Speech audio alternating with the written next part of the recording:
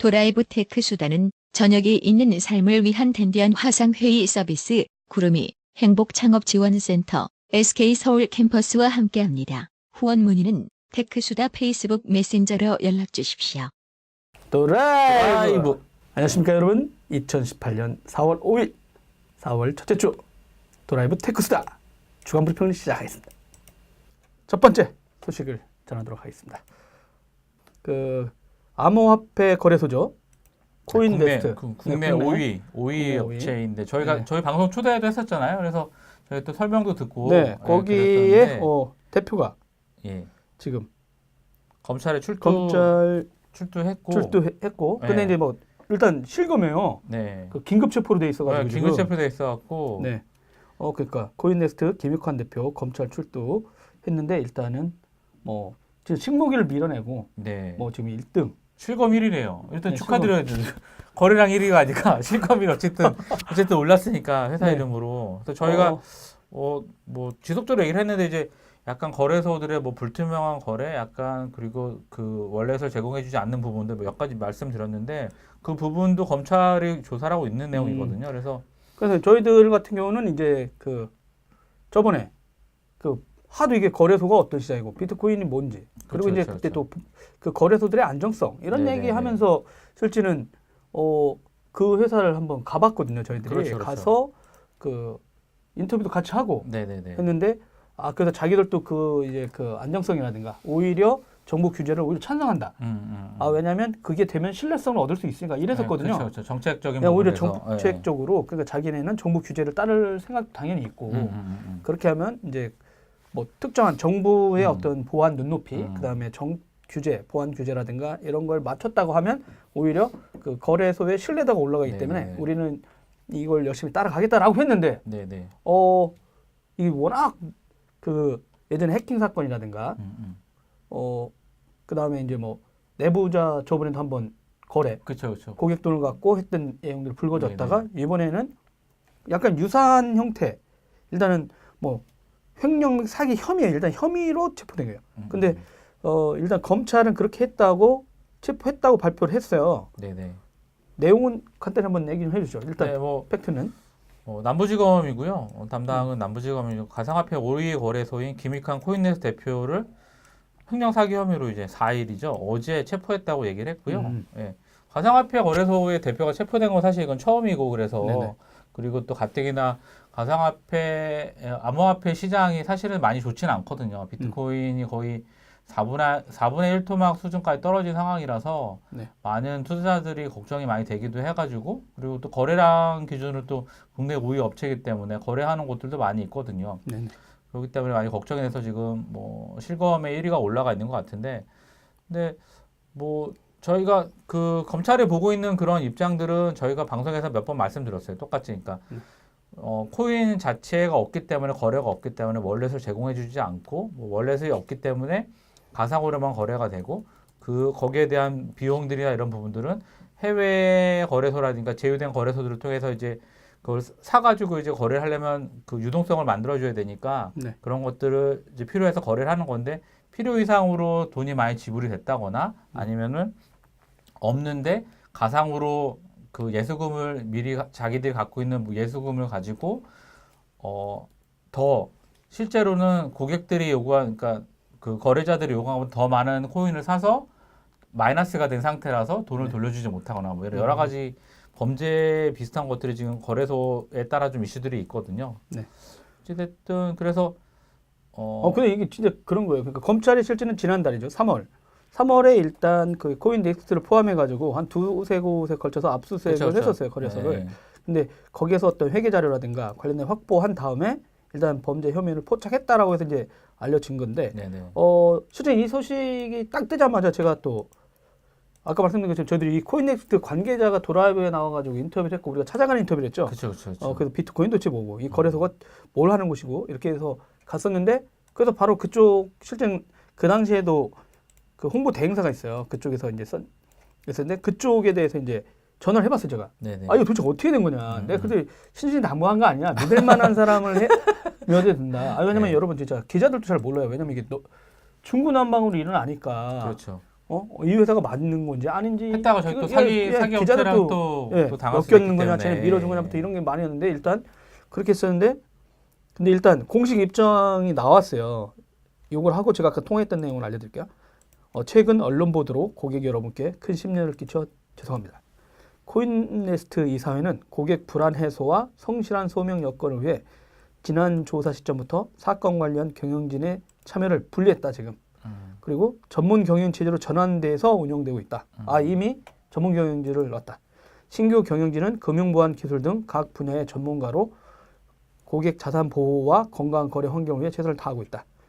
코인네스트는 현재 거래와 출금은 기존의 방침대로 하고 있다. 접속량 증가로 처리가 지연되고 있으나 순차적으로 정상적으로 처리되고 있으니 고객분들은 안심하기 바란다. 또 외부 기관을 통해 통한 회계 장부 및 투자자 예치금 공개를 가까운 시일 내에 진행해서 고객 모두의 예치금이 안전하게 보존되고 있음을 반드시 알려드리겠습니다. 이렇게 얘기했고요. 제가 이제 통화를 했을 때 뭐냐면 긴급 체포가 아니라 출두했다 나오라고 그래가지고 근데 이제 다툼의 여지가 있다. 자기네 입장에서는 그러면서 그 거래소끼리도 거래를 한다. 괜히 하는 게 아니라. 네, 왜냐하면 코인을 보유해야 되는 것들이 있으니까요. 그러다 보니까 그런 내막에 대해서 일단은 자기네 소명을 일단 하고 해보겠다 이런 입장이고요. 근데 일단은 워낙 그러니까 이런 사기나 횡령 이 얘기가 뜨니까 진짜 이제 다들 화들짝 놀라셨을 거예요. 진짜.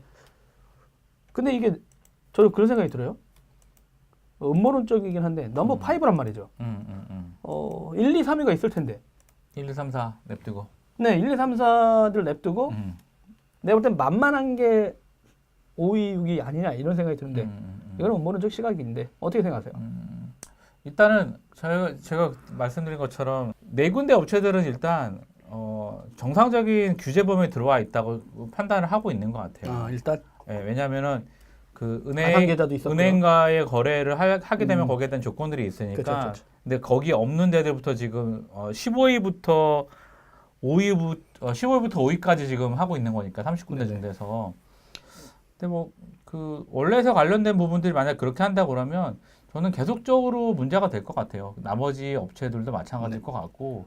거래소들이 뭐 이런 상황이긴 하지만 또 넘버 1, 2, 3는 또 실적들이 괜찮아요. 이게 이제 코인네스트는 요 정도로 정리를 할게요. 그러니까 왜냐면은 정확하게 신변에 대한 정보들이 나오고 있지는 않아요. 그러니까 출두하셨는데 뭐 체포가 됐다고 하는데 결국 이거는 약간 구금된 상태긴 한데 저희도 더 이상의 정확한 정보가 없기 때문에 말씀드리기는 좀 뭐한 것 같아요. 그래서 추후에 나오게 되면은 말씀을 드리겠습니다. 네. 그게 맞는 것 같아요.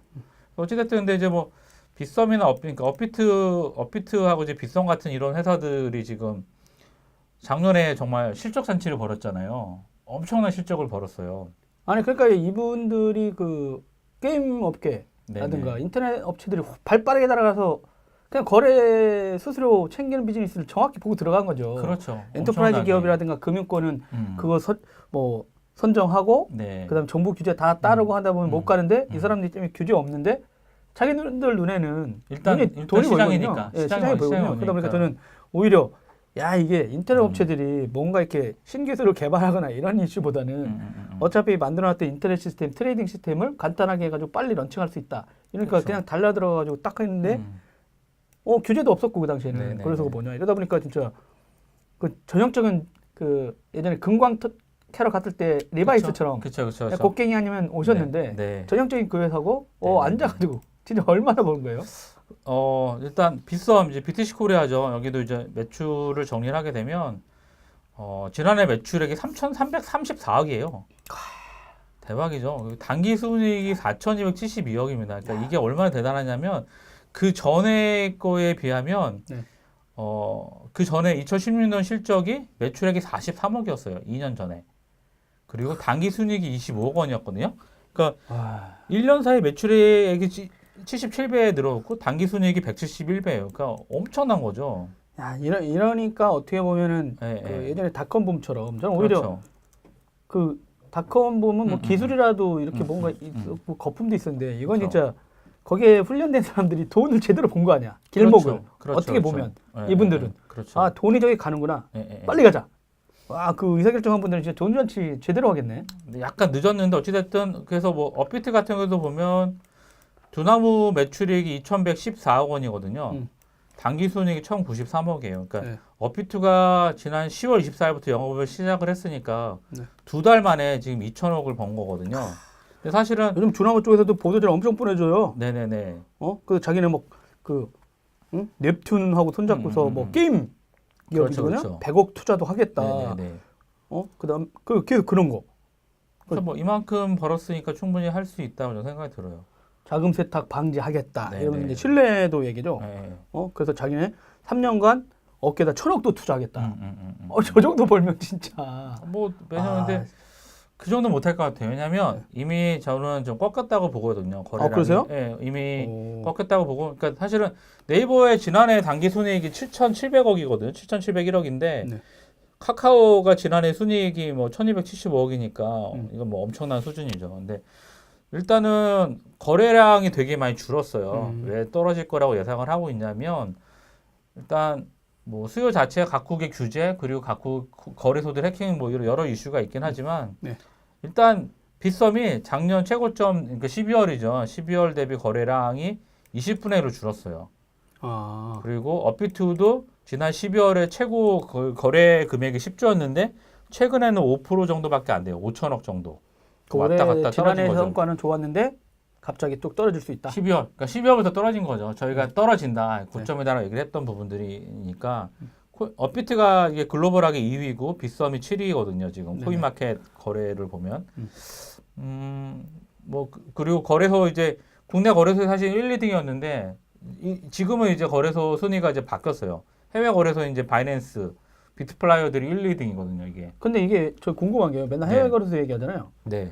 그 빗썸이나 이런 데도 해외 거래소 바로 만들면 안 돼요? 만들면 되죠. 어차피 한국에서는 안 돼서 뭐 규제가 말씀하신 그렇죠. ICO 하듯이 해외에서 하면 되는 거죠. 근데 해외에서 국내에서 그러니까 이 국내에 있는 사람들이 해외에다 만들 일은 없는 이유가 뭐냐면 해외나 거래소 수수료가 싸요. 거래소 수수료가 쌉니다. 그러니까 이 거래소 입장에서는 굳이 가면 매출이 떨어지니까. 네, 그리고 해외 거래소들 레버리지 거래가 가능을 해요. 레버리지 거래가 가능하기 때문에 이거 지금 비트코인을 한 코인을 살려 그러면 지금 720만 원 정도가 필요하잖아요. 달러 원화로 뭐 아니 제가 보기엔 그런 생각이 드는 거죠. 그러니까 빗썸이나 이런 그 두나무 이제 이런 회사들들이 어차피 다 클라우드를 쓰거나 최근에 뭐 그런데 협력도 많이 하니까 여러분 저희들 해외로 옮겼어요. 이러면은 국내 정부도 뭐라고 손길이 없잖아요. 경쟁력이 없어요. 제가 봤을 때는. 아니 기존 고객들이 그대로 따라갈 수 있잖아요. 지금 이거 하는 사람들 입장에서는.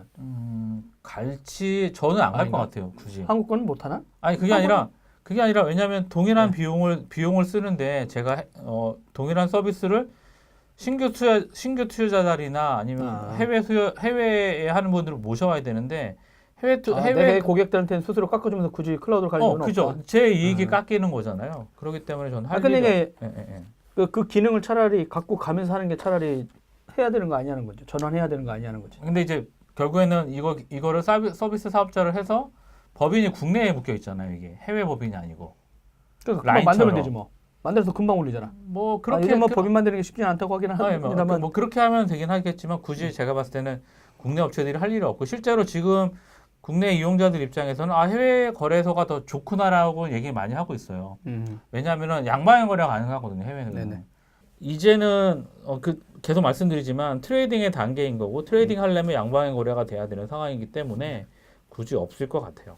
실질적으로 그런 기술 개발 쪽에도 과연 우리나라 기업들이 많이 투자가 될지 안 될지 좀 더 지켜봐야 되겠어요.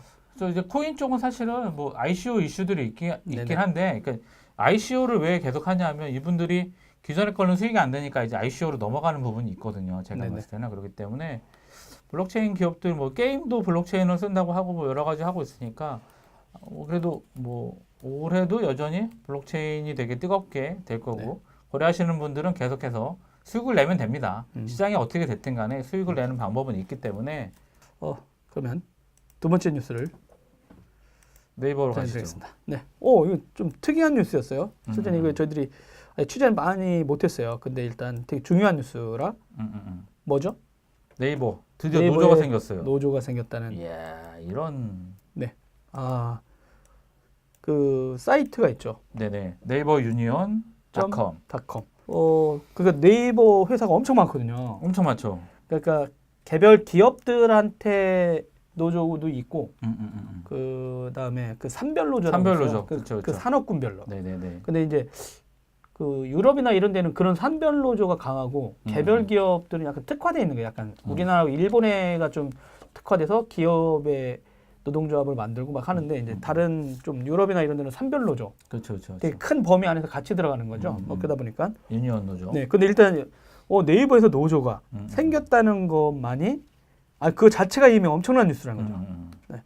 저도 이거 보고 깜짝 놀랐어요. 네이버 노조가 생겼단 말이야? 이래가지고 그래서 여기는 그런 거예요. 사회의 신뢰를 받고 건강하게 성장하는 네이버, 투명한 의사결정과 수평적인 조직 문화, 열악한 환경에서 일하는 IT 노동자의 근로조건 개선을 위한 연대.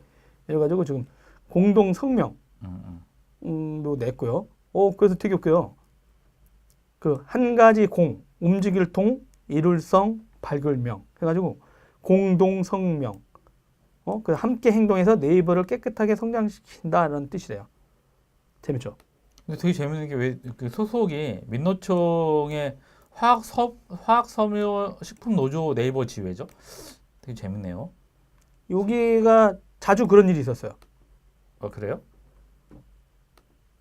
그래가지고 그 내용들이 약간 있었어요. 왜 화학섬유식품 지회로 그러니까. 들어갔나. 네네네. 여기 이제 일단 민주노총 산하거든요. 전국 그쵸. 민주노동조합 총연맹, 음. 화학섬유 식품노조, 네이버 지회 이렇게 있는데 네이버가 포탈인데 왜 화학섬유 노조의 상위단체가 화학섬유 식품노조냐 이랬는데 노조 측 답변은 우리에게 가장 힘이 될 곳을 찾았다. 그러니까 한국노총이 IT 서비스 연맹이라는 곳이 있긴 한데 이쪽은 통신사들이 위주로 제대로 돼 있어. 그렇죠. 한노총 쪽이니까. 예, 한국정보통신 산업노동조합이라고 있는데 네네. 여기 가입된 회사가 많지 않대요. 네네네. 근데 일단 1,000명의 직원이 가입했어요. 그게 뭐냐면 일단은 이제 가장 이런 걸 만들어줄 수 있는데 힘이 되는 곳을 찾다 보니 일단 그쪽이랑 같이 협력을 해가지고 먼저 한 다음에 아마 이렇게 커 나가려고 하는 거가 아닐까 했는데 제가 며칠 전에 네이버의 관계사들 막 찾아볼 일이 있었어요. 네네네네. 근데 했더니 진짜 많아요. 네이버에 소속된 회사들이 진짜 상상할 수 없이 많아요. 그러니까 이게 그냥 단순히 네이버로만 끝난 게 아니야. 막 이러다 보니까 그런 것 같은데 이 문제에 대해서 한번 다시 저희들도 한번 물어볼게요. 나중에 진짜 민주노총 쪽에서 IT 쪽이 많지 않았던 것 같아. 그러다 보니까 진짜 자기네들을 막 도와준다. 왜냐면은 이건 말고 말씀하신 대로 삼성전자 압수수색 갔다가 어저께 뉴스에 나왔는데요. 알짜 데이터가 또 나왔습니다. 인사부서의 한 직원이 도망갔대요. 그걸 들고 뭔가를 들고 압수수색이 들어갔는데 예, 몇 테라짜리야. 네네. 그러다가 갑자기 쟤 왜 저래 해가지고 쟤를 잡은 거죠.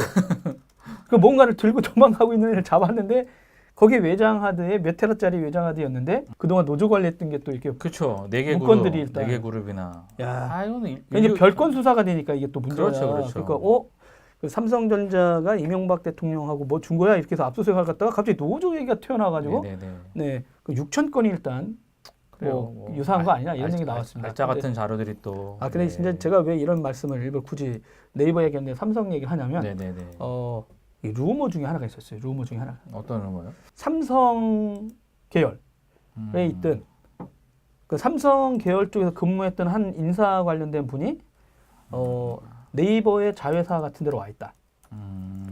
근데 그쪽에서 인사를 거의 한다. 네이버 인사를. 네이버 인사팀이나 그러니까 아니면 거기 있는 팀장들이 자기가 사람 하나 뽑거나 뭐 하거나 이게 추천하거나 뭐 하기도 여의치 않다. 근데 이 루머는 되게 꽤 오래된 루머였거든요. 맞아요. 옛날부터 좀 있었죠. 네. 그 밖에서 그거를 하는 거고 그래서 이제 그 네이버의 그 인사 정책도 삼성 따라간다. 뭐냐면 삼성이 여러분 보너스 주잖아요. 그렇죠. 2월 달에 엄청 풀잖아요. 2월인가 3월에 실적 발표하고. 네. 그러면서 뭐 거의 연봉보다 몇 배씩 가져가는 사업부도 있잖아요. 근데 그런 스타일로 바꾼다는 거죠. 그러면은 그 만약에 제가 이제 지금 저 앞에 있는 서준석 PD한테 이렇게 돈 버는 부서에서 일하다가 갑자기 그렇지 않은 부서로 만약에 저쪽을 보냈어요. 그러면 인사평가할 때라든가 연말 보너스에 그 부서는 돈 버는 부서랑 상관없어. 그러면 이 양반은 그 아웃된 거로 생각할 거 아니야. 그러면 팀장님 왜 저거 뭐 잘못했나요? 막 이런 식으로. 그러니까 약간은 그런 루머가 있었는데 그러다 보니까 약간 네이버도 삼성을 닮아가고 있었거든요. 그렇죠. 그런 인사 관리라든가 이런 것들이 그 자유로운 분위기보다는. 근데 요즘 또 바뀌었는지 모르겠어요. 왜냐하면 그 일본에 있다가 그 이해전 의장이 뭐 한국에 와가지고 그때는 라인을 성공시키지 못했던 때였거든요. 네네. 근데 지금 라인 성장하고 뭐 이번에 이제 이해전 의장이 지금 이사회에서 이사까지도 지금 등기사에서 내려놨거든요. 근데 인사는 이렇게 지금 노조가 생기면 이게 쉽지 않거든요. 이제 황성석 대표가 과연 이제 노조하고 이제 만나야 되거든요. 그렇죠, 그렇죠. 노조가 생겼으니까. 그러면 분명히 인사팀이라든가 이쪽 팀에서 이제 막 움직여줘야 되잖아요. 저는 그래서 이거가 삼성식의 노조 관리도 네이버가 외부에서 하고 있었지 않았을까라는 그 추정스러움이 있는 거죠. 그래서 뭐 잠깐 뭐 얘기를 들으면 네이버 같은 경우도 그러니까 사내 복지를 막 이제 되게 좋게 해주면서 야, 이렇게 좋은데 굳이 노조가 필요하냐? 그렇죠. 반대적으로 삼성에서 이렇게 니네 인센티브 주고 하는데 사내 복지 좋고 하는데 노조가 왜 필요하냐? 네, 그 얘기 들었어요. 아니 근데 거기만 그런 게 아니라 많은 기업들이 노조 생기거나 간속 노조가 생기면은 그 동아리 활동 같은 거 있잖아요. 그렇죠. 그 이렇게 하면은 그냥 스키하면 다 준다면서요? 근데 만약에 노조로 들어가면 그런 하나도 없다며. 그러니까 이게 얍삽하게 그러는 거 아니야? 그러게요. 사람의 심리로. 그래서 이게 돈 가지고 장난치는 거데 사실은. 근데 그 네이버 그 유니온에서 한 얘기가 있어요. 그래서 그 노조 가입 이제 그 회사들이 되게 많잖아요. 뭐 네이버 랩스도 있고 여러 가지 계열사들이 되게 많은데 일단 산별노조라서 다 개별적으로 가입이 가능한 거고 뭐 거기 이제 그 모두 발언을 보면 우리는 회사와 함께 네이버를 국내 최고의 서비스 회사로 만들었습니다. 근데 회사는 투명하지 못한 행보로 그 가치를 떨어뜨리고 있다. 이거는 주주들이 해야 되는 얘기를 이분들하고 계신 어찌됐든. 아니 근데 되게 웃기죠. 그 얘기를 하면서 노조원 가입하는 폼이 있어요. 아니 구글 폼즈야. 구글 폼즈. 왜? 네이버에도 있거든요. 네이버 당연히 네이버에 가면 누군지 바로 얘들 그렇죠. 그러니까 못 본다고 돼 있지만 그렇죠. 네이버에서 일하는 사람들조차도 네. 야 우리 거를 써가지고 거의 가입하면 다 걸린다. 누군지 아는 거죠. 아니 그렇게 단정적으로 얘기하면 안 된다니까. 에이 왜 그러세요? 아니 그러니까 그건 댓글은 모르면서 그건 안 해? 아니 그러니까 그럴지 모른다고 얘기하셔야지. 안다라고 하면 이게 단정적으로 하면 잡혀간다니까. 그런가요? 네, 그럴 수도 있을까요? 그거를 그냥... 의심한 거 아니냐라고 이렇게 해야죠. 알겠습니다. 네, 그거는 정호성 기자의 개인 의견인 거 여러분 아시죠? 여러분 잘 아시죠? 구글 서비스죠. 구글 네네. 서비스를 써가지고 폼을 써가지고 제출할 수 있게 하니까 야 네이버 노조가 네이버 서비스를 안 쓰고 밖에 있는 서비스 쓰면서 그러니까 말씀한 대로 야 이거 거기 썼다가 털리는 거 아니냐. 그렇죠, 뭐 어떤 그렇죠. 생각도 있으니까 이런 걸 쓴 거 아닙니까? 그러니까 아니 왜냐면 이분들이 마이크로소프트 것도 있는데 자기네들이 MS 스케치 별로 안 줬나 보죠. 그렇지 않을까요? 아니요 엑셀로 연동된 거 좋은 거 있어요. 알겠습니다. 안 써봐서 애저 많이 좋아졌더라고요. 아마 지메일은 다 갖고 있어서 그럴지 모르겠어요. 그럴 수도 있겠습니다. 첫날 얘기 나왔을 때는 100명 이랬는데 그 다음에 벌써 1000명 이러다 보면은 그 아까 말씀드린 대로 각 기업이 아니라 엄청난 관계사가 많아요. 그러다 보니까 네이버 전체 인원을 모으고 있는 거예요. 하나하나에서 하는 것보다 전체 네이버 그룹. 그렇죠. 왜냐면 여러분 지금 얼마 전에 그 브랜드 인지도 조사하는 곳에서 냈는데 네이버가 브랜드 한국 인지도 4위예요. 1등이 삼성, 그 다음에 현대, 기아, 네이버. 근데 여긴 잘 안 바뀌어. SK텔레콤까지인가? 요 5개는 거의 안 바뀌는 것 같아요. 근데 그 정도로 네이버의 그 브랜드 인지도, 그 다음에 영향력들 이게 되게 많죠. FAQ에 산별 노조를 왜 선택했냐고 하는 얘기가 있네요. 네. 기업별 노조들은 이제 범위별로 노조를 따로 만들어야 되니까 네이버, 라인플러스, MVP, NTS, 네이버 랩스, 네이버 웹툰 다 따로 있어야 되는데 그거 하기보다는 이제 산별 노조를 만들면 법인 간의 이동이 자유롭고 그러기 위해서 산별 노조를 만들었다고 그렇게 얘기를 하고 있네요. 왜냐하면 이제 그거 하나 되면 그쪽에서 밀착 할 거 아니야. 맨날 회사마다. 그렇죠. 왜 IT 쪽 분들은 자기가 스스로 노동자라는 걸 인지하지 못할까? IT 서비스 업체들. 아니, 야근하고 다.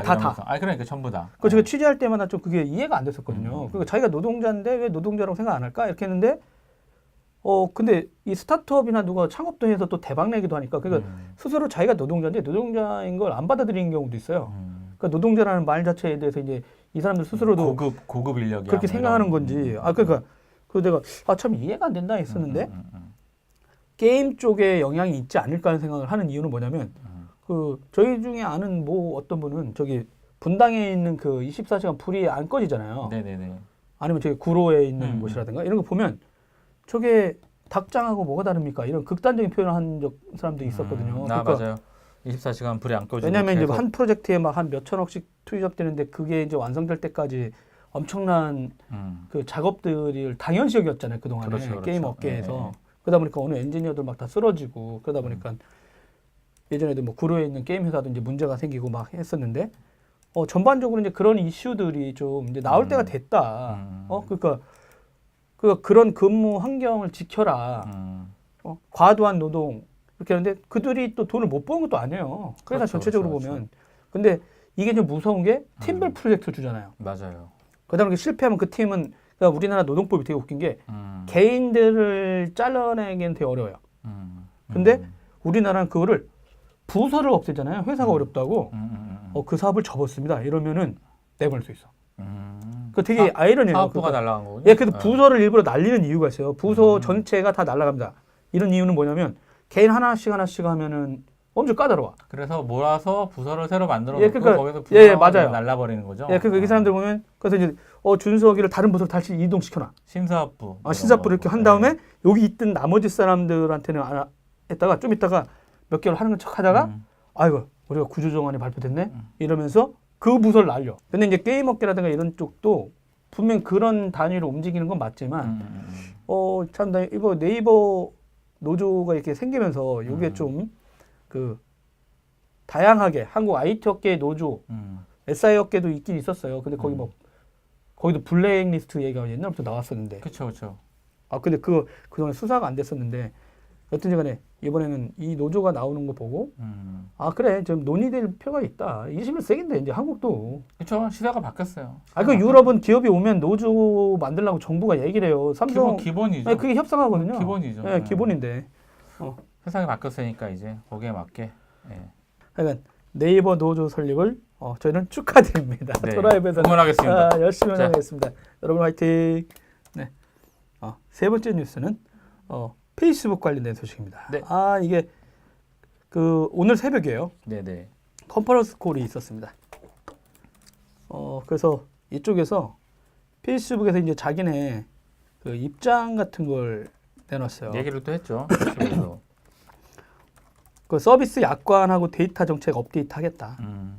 요거였는데 뭐냐면 이용자 정보가 왜 필요하고 어떻게 활용하는지 쉽게 이해할 수 있도록 보강하겠다.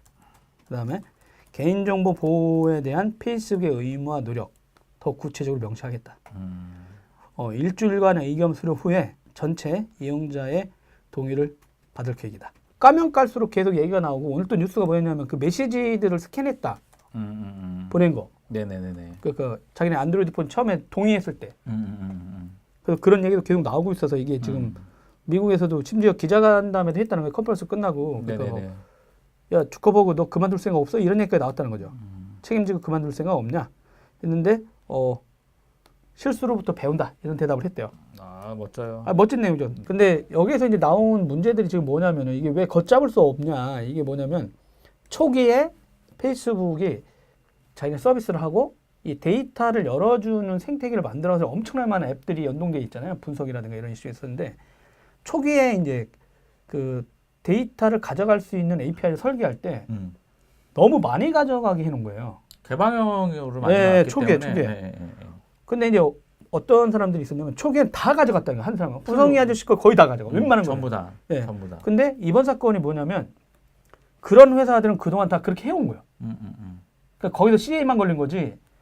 그렇게 초기에 했던 회사들. 그러니까 정책이 그 이후에 몇 번 바뀌었었는데도 초기에 그거를 갖고 해왔던 회사는 묵인돼 온 거예요. 화이트리스트하고 막 이렇게 블랙리스트 같은 게 있거든요. 서비스 할 때도. 그렇죠. 등록된 회사들은 어차피 우리 고객이었으니까 그냥 간다. 막 이런 게 있었거든요. 근데 초기에 어떤 일이 발生하냐면 초기에는 정우성 기자 혼자만 알았다고 쳐요. 근데 이거 데이터를 보던 만약 개발자야 아니면 그 회사에서 이 데이터를 이렇게 많이 가져올 수 있네 라고 한 다음에 어느 개발자나 그 회사가 서비스 앱을 여러 개 던져. 그러니까 다양한 앱을 던져요. 다 컬렉트 해갖고. 예. 그래서 전혀 다른 것들을 또 추릴 수 있어. 그렇게 되면 마이닝을 또 그 다음에 뒷단에서 조합하는 거죠. 한꺼번에. 예, 한꺼번에. 그게 뭐냐면 누구는 나만 보기도 있고 누구는 친구만 보기 있고 뭐 이렇게 저 같은 사람은 그냥 기자니까 그냥 전체 공개 이랬었는데 이 사람에서 처음에는 요것만 가져왔는데 그러니까 이 사람이 그 뒤 구조를 아니까 앱을 여러 개 꺼내놔. 그래놓고서 거기서 실제 이 얘기 들으면은 저희들이 이거 하려고 했던 거거든요, 예전에. 이거 앱 쓰는 사람 200명인가? 1000명만 있으면 이거 다 털겠네. 이라고 했죠, 저희들이. 그렇죠.